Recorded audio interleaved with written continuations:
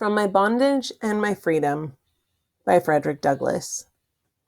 I lived in the family of Master Hugh at Baltimore 7 years, during which time, as the almanac makers say of the weather, my condition was variable.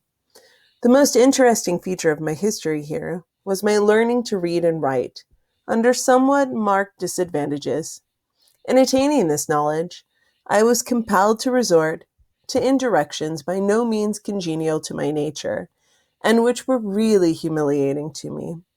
My mistress, who, as the reader has already seen, had begun to teach me, was suddenly checked in her benevolent design by the strong advice of her husband. In faithful compliance with this advice, the good lady had not only ceased to instruct me herself, but had set her full face as a flint against my learning to read by any means. It is due, however, to my mistress to say that she did not adopt this course in all its stringency at first. She either thought it unnecessary, or she lacked the depravity indispensable to shutting me up in mental darkness. It was at least necessary for her to have some training and some hardening in the exercise of the slaveholder's prerogative, to make her equal to forgetting my human nature and character, and to treating me as a thing destitute of moral or an intellectual nature. Mrs. Auld, my mistress, was, as I have said, a most kind and tender-hearted woman, and in the humanity of her heart and the simplicity of her mind, she set out, when I first went to live with her, to treat me as she supposed one human being ought to treat another. It's easy to see that, in entering upon the duties of a slaveholder, some little experience is needed. Nature has done almost nothing to prepare men and women to be either slaves or slaveholders. Nothing but rigid training, long persisted in, can perfect the character of one or the other. One cannot easily forget to love freedom, and it is as hard to cease to respect the natural love in our fellow creatures. Upon entering upon the career of a slaveholding mistress, Mrs. Auld was singularly deficient. Nature, which fits nobody for such an office, had done less for her than any lady I had known. It was no easy matter to induce her to think and to feel that the curly-headed boy who stood by her side and even leaned on her lap, who was loved by little Tommy, and who loved little Tommy in turn, sustained to her the only relation of a chattel. I was more than that, and she felt me to be more than that. I could talk and sing, I could laugh and weep, I could reason and remember, I could love and hate. I was human.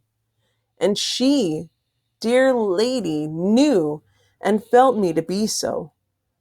How could she, then, treat me as a brute, without a mighty struggle with all the noble powers of her own soul? That struggle came, and the will and the power of the husband was victorious. Her noble soul was overthrown, but he that overthrew it did not himself escape the consequences. He, not less than the other parties, was injured by his domestic peace by the fall.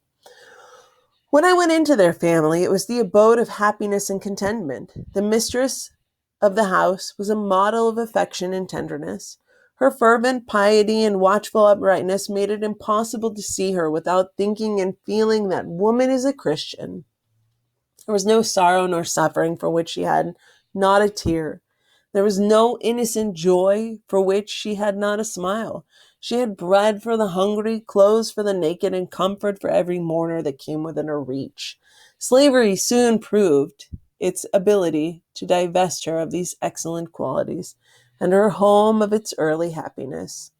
Conscience can't stand much violence. Once thoroughly broken down, who is he that can repair the damage? It may be broken toward the slave on Sunday and toward time master on Monday. It cannot endure such shocks. It must stand entire, or it does not stand at all. If my condition wax bad, that of the family wax not better. The first step in the wrong direction was the violence done to nature and to conscience, in arresting the benevolence that would have enlightened my young mind. In ceasing to instruct me, she must justify herself to herself, and once consenting to take sides in such a debate, she was riveted to her position. One needs very little knowledge of moral philosophy to see where my mistress now landed. She finally became even more violent in her opposition to my learning to read than was her husband himself. She was not satisfied with simply doing as well as her husband had commanded her, but seemed resolved to better his instruction. Nothing appeared to make my poor mistress, after turning toward the downward path, more angry than seeing me seated in some nook or corner quietly reading a book or a newspaper.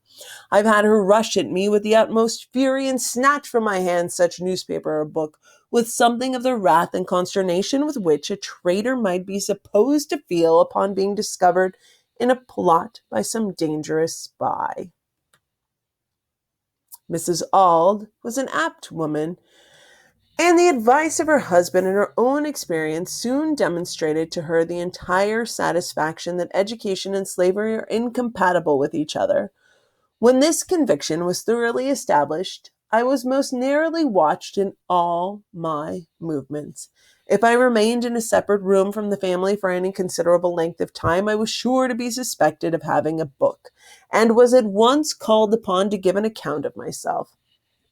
All this, however, was entirely too late. The first and never to be retraced step had been taken.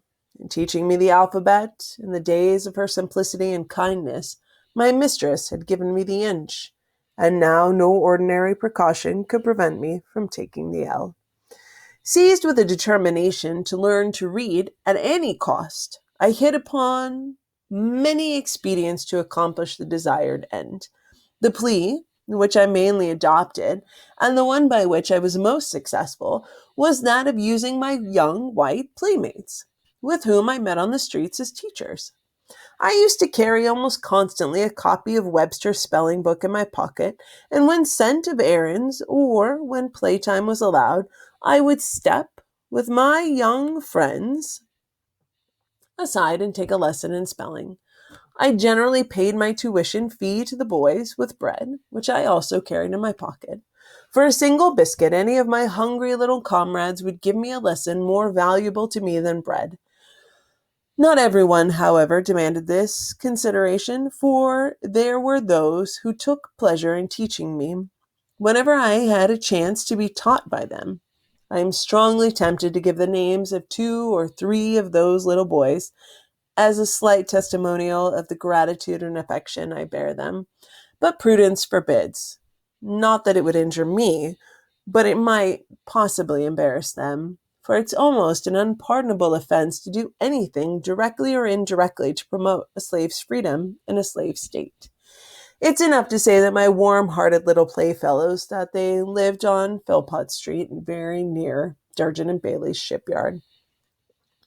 Although slavery was a delicate subject and very cautiously talked about among grown-up people in Maryland, I frequently talked about it, and that very freely, with the white boys.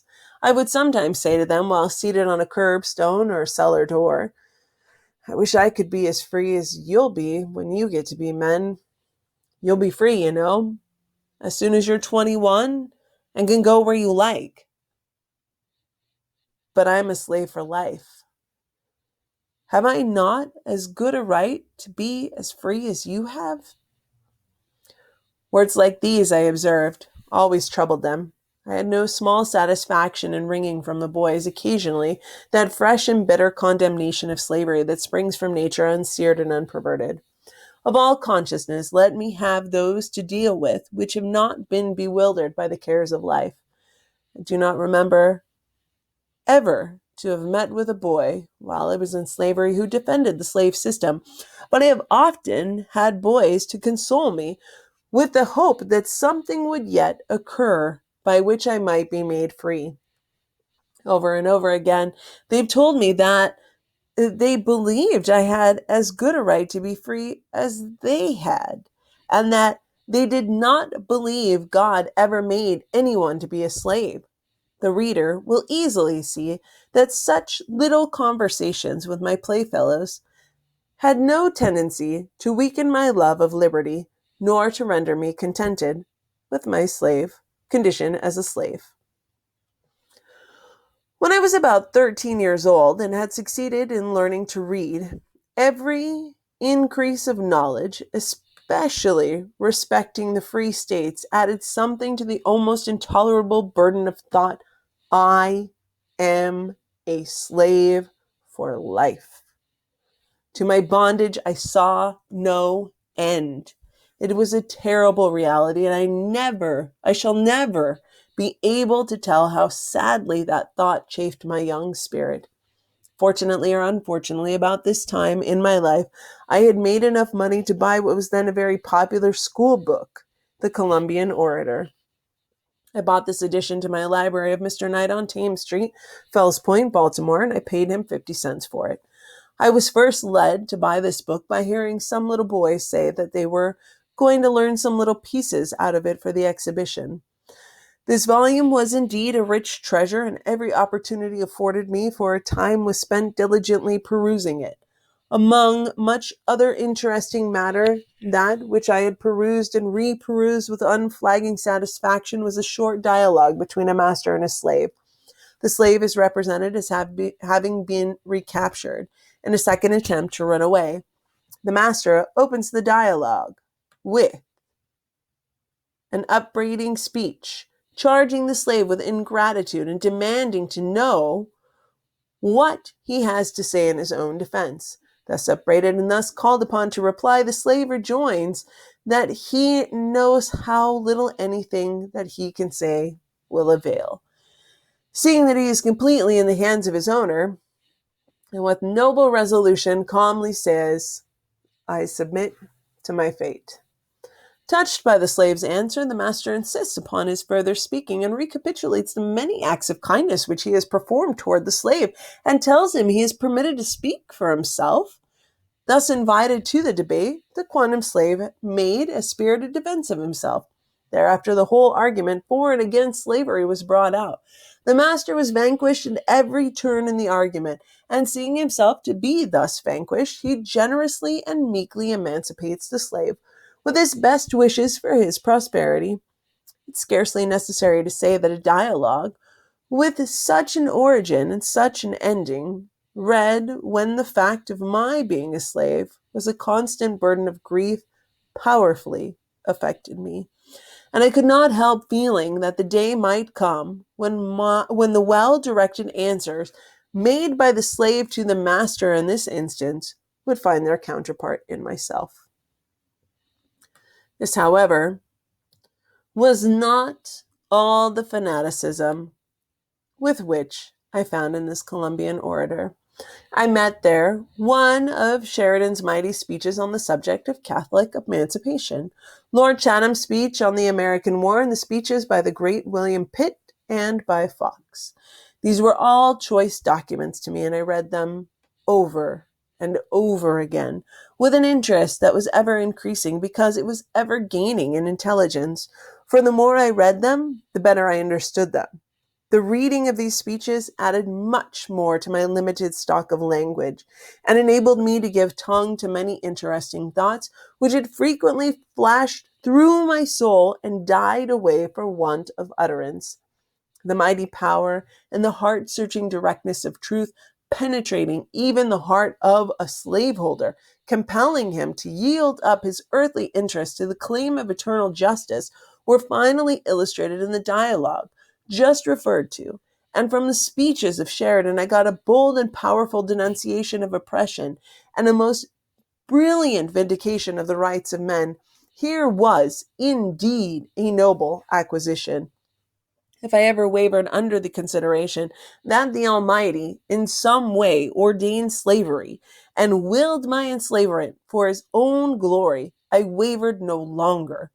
I had now penetrated the secret of all slavery and oppression, and had ascertained their true foundation to be in the pride, the power, and the avarice of man. The dialogue and the speeches were all redolent of the principles of liberty, and poured floods of light on the nature and character of slavery, With a book of this kind in my hand, my own human nature, and the facts of my experience to help me, I was equal to a contest with the religious advocates of slavery, whether among the whites or among the colored people, for blindness in this matter. It is not confined to the former. I have met many religious colored people at the South who are under the delusion that God requires them to submit to slavery and to wear their chains with meekness and humility. I could entertain no such nonsense as this, and I almost lost my patience when I found any colored man weak enough to believe such stuff. Nevertheless, the increase of knowledge was attended with bitter as well as sweet results. The more I read, the more I was led to abhor and detest slavery and my enslavers.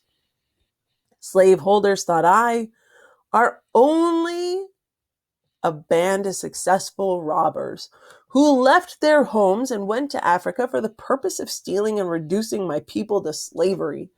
I loathe them as the meanest and the most wicked of men.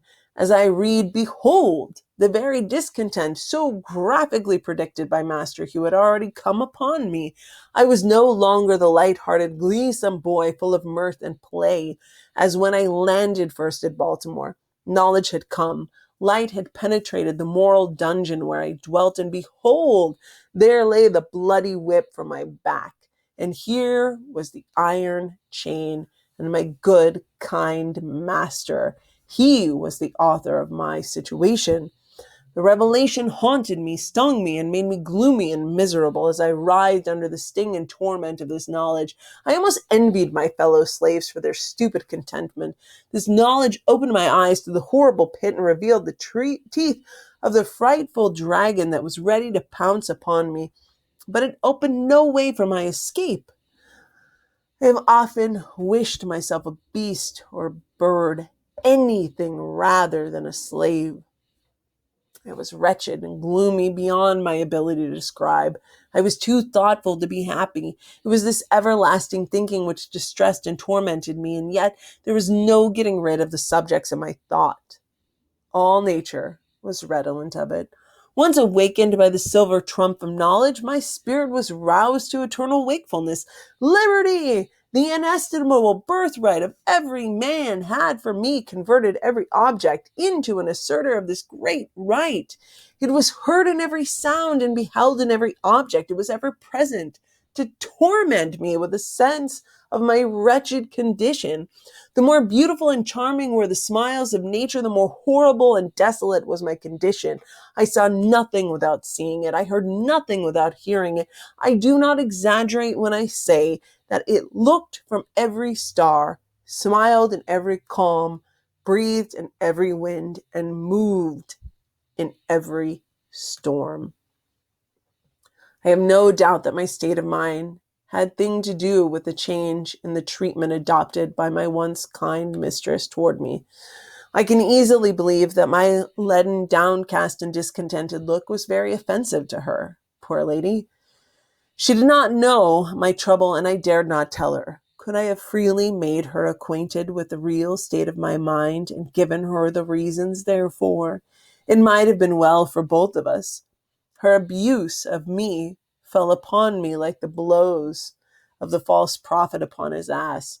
She didn't know that there was an angel that stood in the way, and such is the relation of master and slave. I could not tell her. Nature had made us friends. Slavery made us enemies. My interests were in a direction opposite to hers. We both had our private thoughts and plans. She aimed to keep me ignorant, and I resolved to know, although knowledge only increased my discontent. My feelings were not the result of any marked cruelty in the treatment I received. They sprung from the consideration of my being a slave at all. It was slavery, not its mere incidents, that I hated. I had been cheated. I saw through the attempt to keep me in ignorance. I saw that slaveholders would have gladly made me believe that they were merely acting under the authority of God in making a slave of me and in making slaves of others. And I treated them as robbers and deceivers. The feeding and clothing me well could not atone for taking my liberty from me. The smiles of my mistress could not remove the deep sorrow that dwelt in my young bosom. Indeed, these, in time, came only to deepen my sorrow. She had changed, and the reader will see that I had changed too. We were both victims to the same overshadowing evil. She as mistress, and I as slave. I will not censure her harshly. She cannot censure me. For she knows I speak but the truth and have acted in my opposition to slavery, just as she herself would have acted in a reverse of circumstances.